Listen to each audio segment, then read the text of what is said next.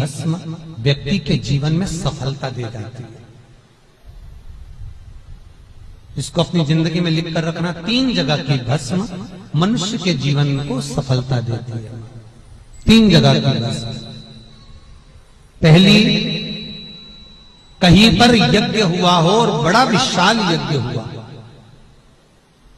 बहुत विशाल, उस यज्ञ के विराम पर जो नारियल का गोला बांधकर पूर्ण आहुति में समर्पित करा जाता है, उस गोले के जल जाने के बाद जो राख तैयार होती है, उसका कालापन जो तैयार होता है, उसको उठाकर ले आए और कपड़े में उसको छान कर राख तैयार कर 3-4 बार छानने के बाद उस भस्म को जो शिवरात्रि के दिन रात के समय 12 बजे से 1 बजे के बीच में शिव जी को समर्पित कर देता है और उस भस्म को उठाकर उसमें घी मिलाकर मस्तक पर तिलक लगाकर चले जाता है, वो जिंदगी में कभी हार नहीं सकता, विजय ही पाता है, उसकी कभी हार नहीं हो सकता।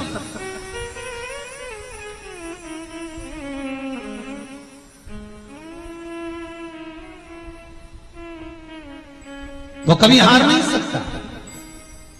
ये जितने राजनेता होते हैं, राजनीति करने वाले,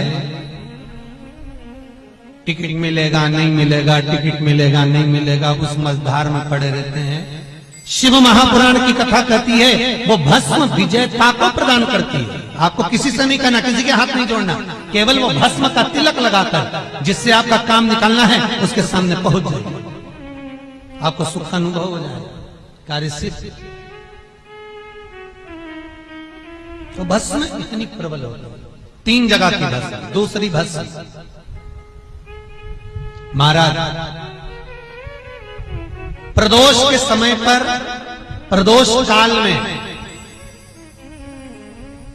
जिस दिन प्रदोष हो उस दिन प्रदोष काल के समय कोई गाय अपने बछड़े को दूध पिलाते समय जब पोटा कर दे, गाय गोबर कर दे, उस गोबर को हाथ नहीं लगाना है, उसी स्थान पर सूखने देना है।